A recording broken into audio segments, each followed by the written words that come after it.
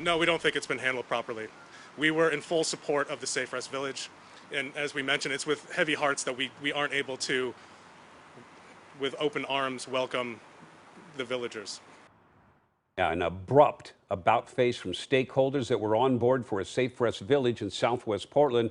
They're now saying the city and county are refusing to compromise on their requests for safety. And we sent Elise Haas to meet with the principals of the schools who are now saying they can no longer support the Safe Rest Village just feet from their school grounds.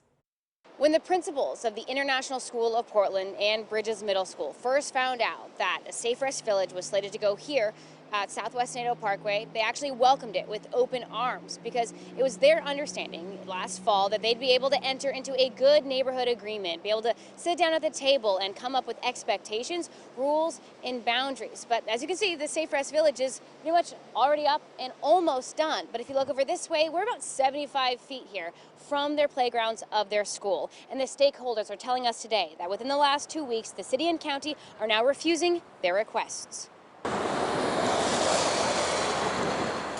As the finishing touches are put on the Safe Rest Village off Southwest Naito Parkway, the principals of the International School of Portland and Bridge Middle School, right next door, are calling out the city and county for a bait and switch. It was just last week that we were told categorically no to all of our demands. The stakeholders are asking for low barrier background checks for felony crimes against a person, sex crimes, and property crimes within the last 7 years, for the city and county to maintain a 1,000-foot buffer zone, to enforce no satellite camping, garbage, and criminal activity.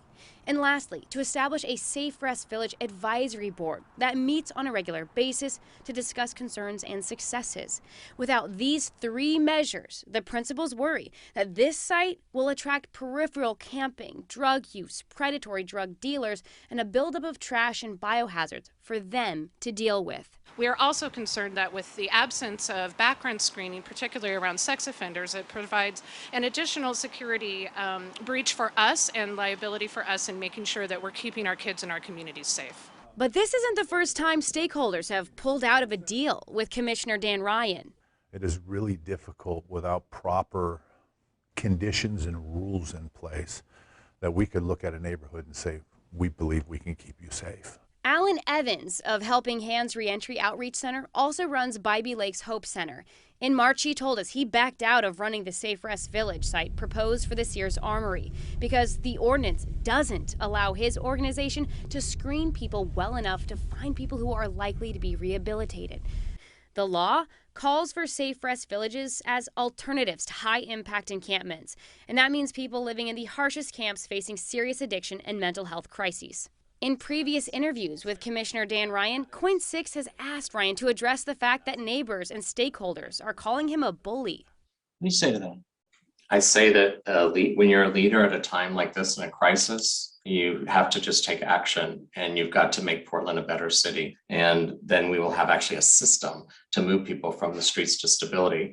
I hear what they're saying, but they're also the same people that are complaining that there are too many houseless people in their neighborhoods.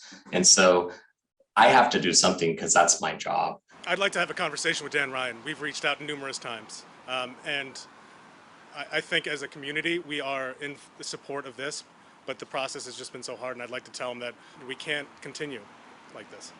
The principals say this is not just about the safety of their schools. It's about the safety and security of the villagers, too.